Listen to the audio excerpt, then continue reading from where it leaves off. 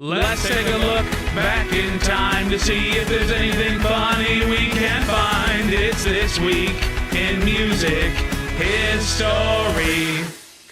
This Week in Music History 2011. Ooh.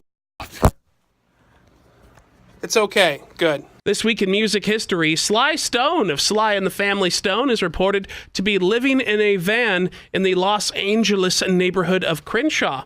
He says that he's not homeless, he's just always on tour, likes to keep moving.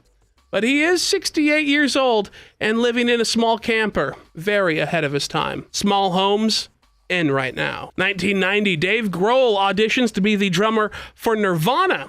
Obviously, he gets the gig, and Chad Channing is sent to the island of misfit drummers with Pete Best. 82, Queen makes a television appearance on Saturday Night Live as the musical guest, doing Under Pressure. 2003, a report is published about musical writers. You know, when a band comes to town, they demand things in the backstage. Or, you know, they don't really demand it. It's all just in writing. It's all in part of the contract. Limp Bizkit wants all of the lamps in their backstage dressing rooms dimmed, for obvious reasons.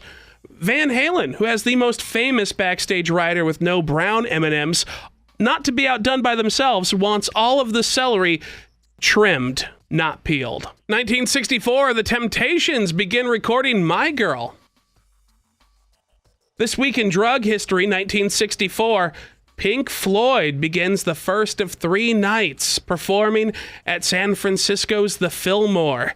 It's their first time performing in the U.S.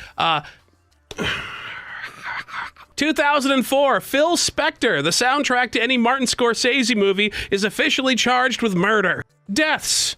86, Cliff Burton of Metallica is crushed by his own tour bus. 2009, Adam Goldstein, DJ AM, who survived the plane crash with Travis Barker, died of an accidental overdose. And 1980, John Bonham of Led Zeppelin died of the drunkard's death. He had supposedly taken 40 shots of vodka in 4 hours.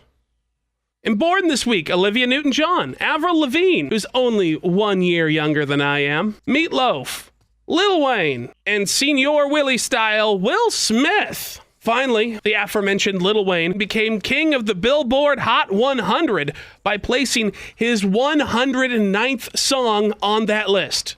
He has had more songs on that list than the list itself. The artist's record who he broke? Elvis Presley. Music History. Hey, Will.